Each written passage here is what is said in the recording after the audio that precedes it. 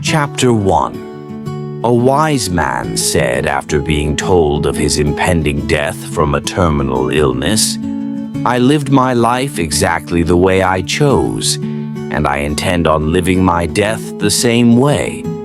This, for me, started some soul-searching. How had I lived mine? I found through my introspection that I had lived it in bits and pieces, glimmers and glimpses, equations with no sums. I felt as though I had been given only 55 minutes for each hour I had lived, or as though I had only used that many. The others ticked away. If I watched it as a movie, would it be as tragic as my excuses would have it to be? Could it be wrapped as a comedy, perhaps a comedy of errors, as absurd and ridiculous as Lucy and Ricky, the honeymooners, or anything Hollywood could dream up? Would it be like I had been punked, or simply another soap opera? We now return for the second half of Days of Our Minutia. I do believe it could never be as popular. I suspect when compared to a steady fare of reality TV, my life has had very little TV-worthy reality. Poets, authors, writers, and artists of all sorts stick to the notion that you should never show a work in progress. As common and accepted as this may be, and at the egotistical risk of giving myself one of these lofty titles, I have no choice but to show this work. Even after I am long gone, with or without my answers, this work may never be complete. Magicians have a code which demands they never reveal the secrets of their magic. Those blessed with the gift of magic, not the gift of a sleight hand, require no such code. Theirs is no trick, and they know no secrets which make their illusions real. They only know they are gifted. Their belief in the conversion of illusion to reality is so powerful that it actually can occur for them. As a man thinketh, and all that jazz.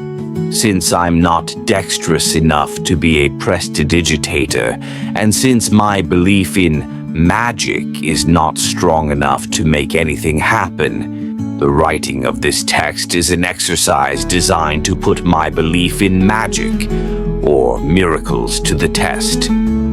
Willingness combined with belief and action gets results.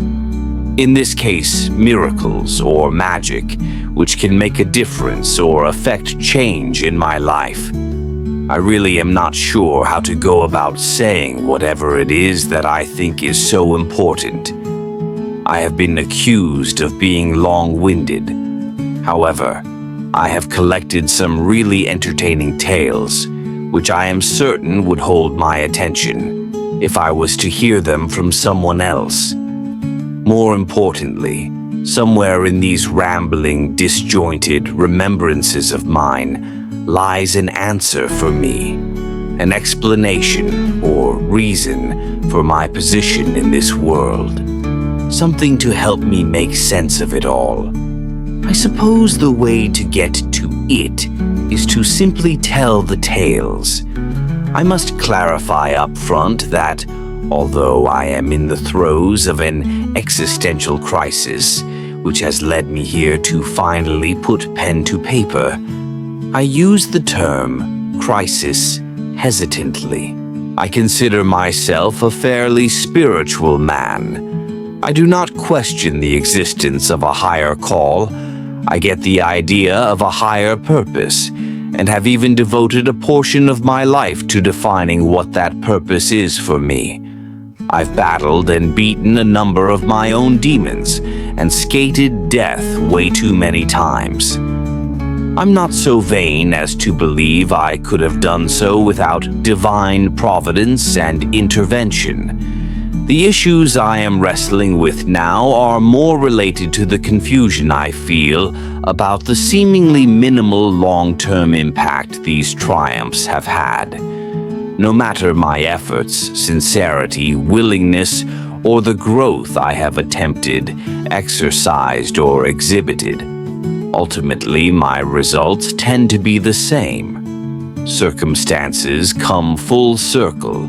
The fears and setbacks seem the same. My meaningful relationships usually have similar outcomes.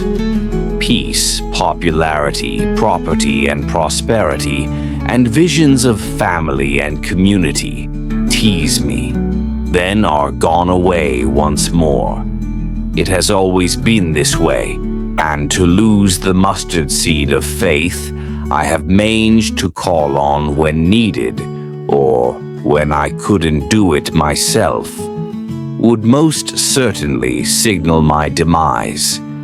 I suppose these answers to all, the whys, and a refill on the hope is the holy grail I seek from telling these tales. Maybe even you, the reader, will find some answers as well. Certainly my ego would love that. Even better, though, I might get a little closer to fulfilling the elusive, aforementioned higher purpose. God knows that would be timely. So on with it.